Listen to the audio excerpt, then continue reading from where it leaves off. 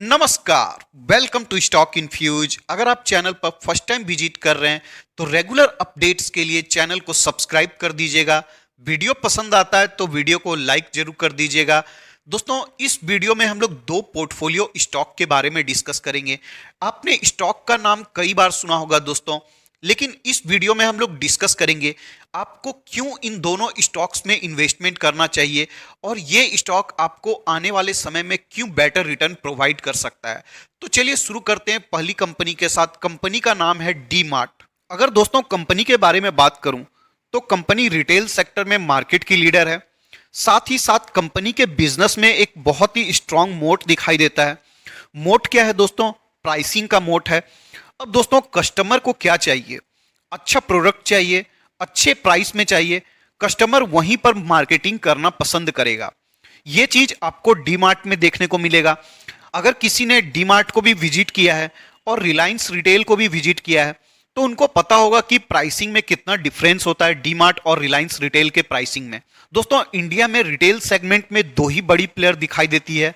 एक है रिलायंस रिटेल और दूसरी है डी मार्ट। दोनों का बिजनेस मॉडल अलग अलग है। अब बहुत लोगों को लगता है कि रिलायंस रिटेल ग्रो कर रहा है, बहुत एग्रेसिवली एक्सपेंड कर रहा है, तो डी मार्ट में अच्छा रिटर्न नहीं मिलेगा। लेकिन दोस्तों, इंडिया का मार्केट ही इतना बड़ा है कि रिलायंस और डी मार्ट जैसी दो चार प्लेयर और भी आ जाती है तो भी आपको सारी कंपनियों के लिए मार्केट अवेलेबल है। दोस्तों, आपको एक बार यूएस में सर्च करके देखना चाहिए कि वहां पर रिटेल सेगमेंट में कितनी सारी कंपनियां हैं और सारी कंपनियां वर्क कर रही है।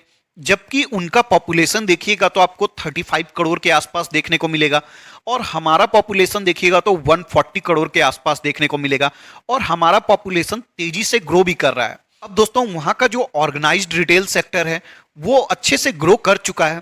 लेकिन अगर इंडिया का ऑर्गेनाइज्ड रिटेल सेक्टर देखेंगे तो ये अभी ग्रोथ करना स्टार्ट किया है। तो आने वाले 15, 20, 25 सालों तक आपको डी मार्ट में अच्छा रिटर्न मिलता रहेगा दोस्तों।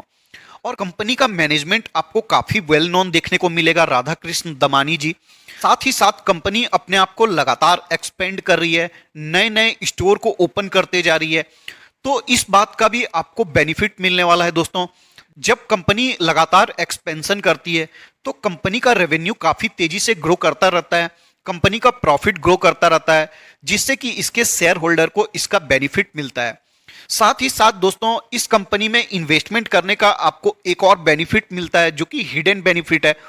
कंपनी के पास जो भी कैश आता है उस कैश को कंपनी रियल एस्टेट में इन्वेस्टमेंट करती है। कंपनी नए नए जगह में लैंड को परचेज करती है ताकि फ्यूचर में वो अपने स्टोर को ओपन कर सके। अब दोस्तों, कंपनी जो लैंड में इन्वेस्टमेंट कर रही है तो रियल एस्टेट का जब प्राइस आगे बढ़ेगा तो उस बात का भी बेनिफिट इसके शेयर होल्डर को मिलने वाला है। अगर डिस्काउंट की बात करें दोस्तों तो आपको दो तरीका से डिस्काउंट अवेलेबल है।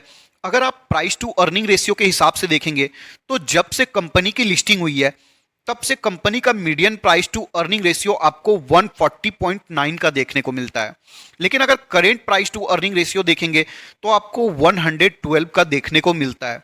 तो प्राइस टू अर्निंग रेशियो के हिसाब से भी अच्छा डिस्काउंट अवेलेबल है और मार्केट प्राइस के हिसाब से भी देखें तो एक समय स्टॉक आपको 5900 के आसपास चला गया था और करेंट मार्केट प्राइस आपको 4000 रुपीज देखने को मिल रहा है। तो स्टॉक में प्राइस के हिसाब से भी और प्राइस टू अर्निंग रेशियो के हिसाब से भी अच्छा डिस्काउंट अवेलेबल है। अगर इसके सपोर्ट की बात करूं तो आपको 4000 रुपीज पर इसका एक स्ट्रॉन्ग सपोर्ट देखने को मिलता है और दोस्तों अभी स्टॉक 4000 रुपीज के आसपास ही अवेलेबल है। अगर करेंट मार्केट प्राइस से रिस्क टू रिवार्ड रेशियो को देखें तो रिस्क टू रिवार्ड रेशियो काफी बेटर नजर आता है। स्टॉक में गिरावट का पॉसिबिलिटीज काफी कम है और स्टॉक के ऊपर जाने का पॉसिबिलिटीज काफी ज्यादा नजर आता है। तो इस स्टॉक में आपको डेफिनेटली इन्वेस्टमेंट करना चाहिए।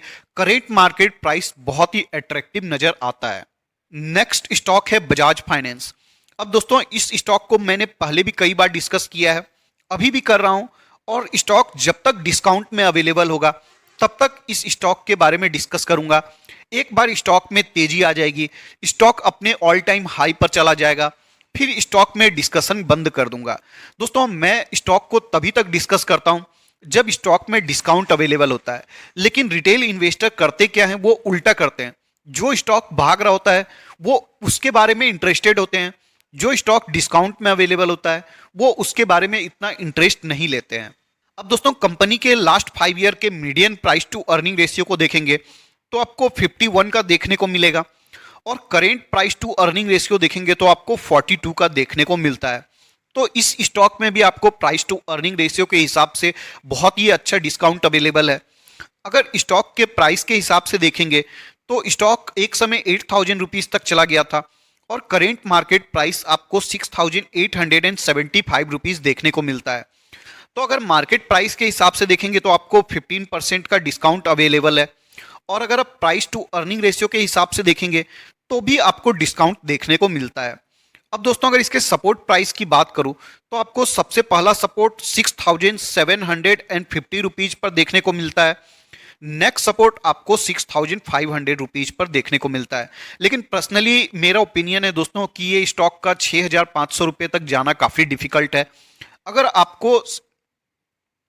अगर आपको ये स्टॉक 6,750 रुपये पर मिलता है तो काफी अच्छा बाइंग अपॉर्चुनिटी होगा। वैसे करेंट मार्केट प्राइस भी काफी अट्रैक्टिव नजर आता है। अगर इस स्टॉक में आप इन्वेस्टमेंट करते हैं तो आपको आने वाले समय में बहुत ही अच्छा रिटर्न मिलेगा। दोस्तों बजाज फाइनेंस के बारे में की जरूरत नहीं है, कंपनी ने लगातार अपने शेयर होल्डर को अच्छा रिटर्न बनाकर दिया है। स्टॉक एक हाई CAGR स्टॉक है और दोस्तों ये एक ऐसा बिजनेस है जो बिजनेस कभी भी बंद नहीं होने वाला है। चाहे दुनिया इधर की उधर हो जाए दोस्तों, उधार का धंधा कभी भी बंद नहीं होने वाला है। तो दोस्तों ये स्टॉक आपको लगातार रिटर्न बनाकर देती रहेगी। दोस्तों आपको मार्केट कैप के पीछे नहीं जाना है कि मार्केट कैप बड़ा हो चुका है, कंपनी का सेल्स एंड प्रॉफिट ग्रोथ को देखना है। जब तक कंपनी का सेल्स एंड प्रॉफिट ग्रोथ आपको अच्छा दिखाई देता है तब तक आपको स्टॉक में इन्वेस्टेड रहना चाहिए।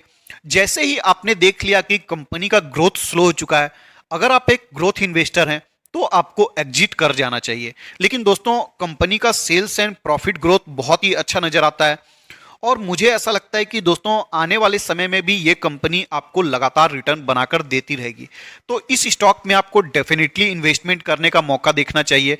तो इस वीडियो के डिस्कशन के लिए इतना ही रखते हैं, मिलते हैं किसी और वीडियो में, तब तक के लिए धन्यवाद।